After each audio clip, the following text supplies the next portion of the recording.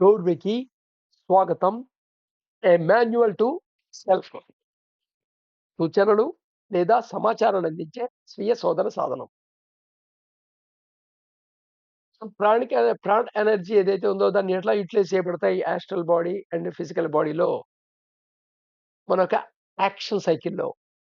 So నిన్న action సైకిల్‌లో మనం ఏం తెలుసుకున్నాం? పర్సెప్షన్ నుండి నోను, నోన్ నుండి నాలెడ్జి, నాలెడ్జ్ నుండి అండర్‌స్టాండ్ నుండి రియలైజేషన్ నుండి విజ్డమ్. సో విజ్డమ్‌తో యాక్షన్ చేస్తే దాన్ని రెస్పాన్స్ అంటారు. రియలైజేషన్‌తో యాక్షన్ చేసినా ఓకే. 99% ఓకే. అండర్‌స్టాండింగ్‌తో యాక్షన్ చేస్తే 80% ఓకే. బట్ నాలెడ్జ్‌తో యాక్షన్ చేస్తే 50% ఓకే. నోన్‌తో యాక్షన్ చేస్తే నాట్ ఈవెన్ 10% ఓకే. సో, మన యాక్షన్స్ దేని ద్వారా వస్తున్నాయి? అండర్‌స్టాండింగ్ తర్వాత వస్తుంటే అండర్‌స్టాండింగ్, విజ్డమ్ వైపు నుండి వస్తుంటే వాటిని రెస్పాన్స్ అనొచ్చు. అలా కాకుండా నాలెడ్జ్‌లోంచి వస్తున్నాయంటే అవి రియాక్షన్స్ మాత్రమే. రెస్పాన్స్ కాదు. ఇప్పుడు ఇంట్రోస్పెక్షన్‌లో సైకిల్ ఎలా ఉంటుందో చూద్దాం. ఇంట్రోస్పెక్షన్ కూడా నీకు పర్సెప్షన్‌తోనే స్టార్ట్ అవుతుంది. సో, యూ ఆర్ పర్సీవింగ్ ఇంతకుముందు ఆబ్జెక్టివ్ పర్సెప్షను. ఇప్పుడిది subjective perception. So, subjective perception చేయంగానే సపోజ్ ఒక థాట్ రాంగానే ఆ థాట్‌ని నువ్వు పర్సీవ్ చేసావనుకో, అక్కడ కంపారిజన్ విత్ నోన్ ఉందా లేదా అనేది నీకు అవేర్‌లో ఉంటే నీ థాట్ ప్రాసెస్ ఫర్దర్ సైకిల్ అంతా నీ యొక్క అవేర్‌లో ఉంటుంది. నీ కంట్రోల్‌లో ఉంటుంది. అది రెస్పాన్స్‌కే దారితీస్తుంది. అదర్‌వైజ్ రియాక్షన్‌లోకి దారితీస్తుంది. సో, కంపారిజన్ జనరల్‌గా ఒక థాట్ రాంగానే కంపారిజన్ ఉందా లేదా దాంట్లో. సపోజు నువ్వు రోడ్డు మీద నడుచుకుంటూ వెళ్తున్నావు. పక్కన అపాచీ బైక్ మీద ఒకడు రయ్ అని ఎళ్ళాడు. వెళ్ళంగానే నీకు నీ బైక్ గుర్తుకొచ్చింది. నీకేదో కవాసాకి 100 ఉంది. అపాచీ కాదు. సో, ఈ కంపారిజన్ నుంచి వచ్చిన థాట్ మాట అది. నీ బైక్ నీకు గుర్తురావటం అనేది. సింపుల్ చాలా ఉంటాయి.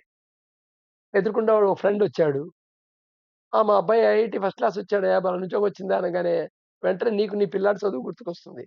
కంపారిజన్‌తో నీకు కూడా. సో, నువ్వు కంపేర్ చేశాను అందుకని నాకు గుర్తుకొచ్చింది అనే విషయం నీకు అవేర్‌లో ఉంటే స్టిల్ రెస్పాన్స్ మోడ్‌లోనే ఉంటుంది. నీ ప్రాసెస్ అంతా. ఇంట్రోస్పెక్షన్. సో, ఇంట్రోస్పెక్షన్‌లో స్టేజెస్ అన్నమాట. తర్వాత కాగ్నైజ్ చేస్తావు, రికగ్నైజ్ చేస్తావు. సామాన్యంగా పర్సీవ్ చేసినప్పుడు నీకు ఆల్రెడీ మైండ్‌లో ఏదైతే నాలెడ్జ్ కింద ఉందో, రికార్డ్ అయ్యి ఉందో, దాంతో కంపేర్ చేసిన తర్వాత కాగ్నైజ్ అయినా చేస్తావు, రికగ్నైజ్ అయినా చేస్తావు. సో, కంపేర్ చేస్తే ఇది కొత్తదిగా కనపడింది. సో, ఫ్రెష్‌గా అది ఏమిటనేది ఎక్స్‌పీరియన్స్ అవ్వడానికి ట్రై చేస్తావు. అది కాగ్నైజింగ్ అంటారు. ఆల్రెడీ నీకు తెలిసిందే అక్కడుంది. దాన్ని రికగ్నైజ్ చేస్తావు. రికగ్నైజ్ చేసిన తర్వాత నెక్స్ట్ దాన్ని క్లాసిఫై చేస్తావు. ఆల్రెడీ ఇది హ్యూమన్ ట్రైట్ అన్నమాట ఇది. సో, ఆర్గనైజ్ చేసుకోవడానికి వాటిని యుటిలైజ్ చేసుకోవడానికి, వాటిని యూజ్ చేసుకోవటానికి, వాటిని ఇండెక్సింగ్ చేసుకోవటానికి, వీటన్నిటికి క్లాసిఫికేషన్ అనేది హ్యూమన్ యొక్క ట్రైట్ అది. మనిషి పుట్టుకతో వచ్చే ఒక రకమైన స్వభావం అది. సో, క్లాసిఫై చేస్తావు. ఈ క్లాసిఫై చేయటానికి నీకున్న నాలెడ్జ్‌ని వాడతావు. దాన్ని లేబుల్ చేస్తావు. సపోజ్ ఏదో కనబడింది.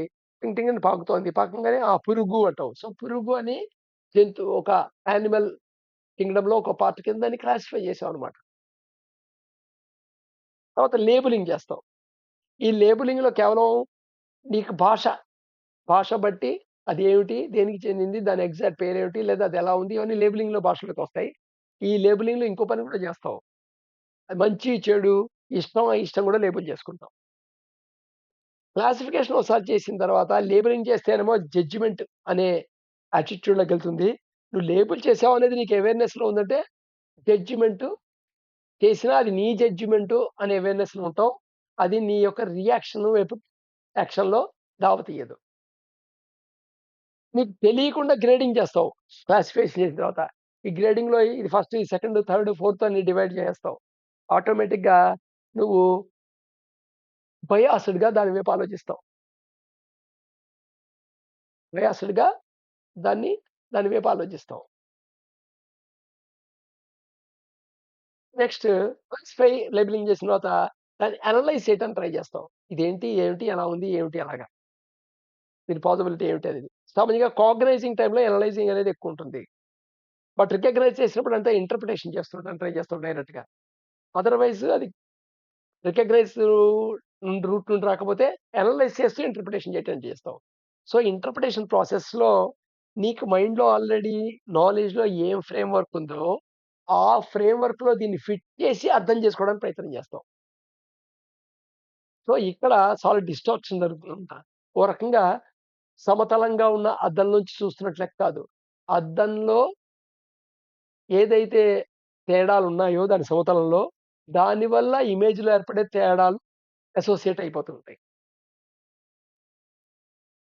నెక్స్ట్ ఇన్ఫరెన్స్ చేసి కంక్లూజన్ చేసేస్తాం. ఇన్ఫరెన్స్ తీసుకుంటాం. ఇలా ఉంది, ఇలా ఉంది కాబట్టి ఇది ఇదే, ఇంతే అని. సో, ఇక్కడ ఈ కంక్లూజన్స్ ఇవన్నీ ఏంటంటే, ఈ లేబెలింగ్ స్టేజ్‌లో, గ్రేడింగ్ స్టేజ్‌లో ఏవైతే ఉన్నాయో, నీ యొక్క థాట్ లెవెల్‌లో తీసుకున్న నిర్ణయాలు అవి ఇన్‌ఫ్లూయెన్స్ చేస్తాయి. నువ్వు ఇన్ఫరెన్స్ చేయటానికి, కంక్లూజన్ చేయటానికి. దాని ద్వారా నువ్వు ఎక్స్‌పీరియన్స్ అవ్వడానికి ట్రై చేస్తావు దాన్ని. సో, యాక్చువల్‌గా వాట్ ఇట్ ఈస్ దేర్ అనేది ఎక్స్‌పీరియన్స్ కాలేవనమాట. యాక్చువల్‌గా ఇదంతా అవేర్‌నెస్‌లో ఉంటే ఎగ్జాక్ట్‌గా ఏం జరుగుతోందో అదే ఎక్స్‌పీరియన్స్ అవుతావు. అదర్‌వైజు నీ ఎక్స్‌పీరియన్సు గూడా కంటామినేటెడ్ ఎక్స్‌పీరియన్స్ అవుతుంది. నీ ఎక్స్‌పీరియన్స్ అవుతుంది గూడా కంటామినేటెడ్ ఎక్స్‌పీరియన్స్ అవుతుంది.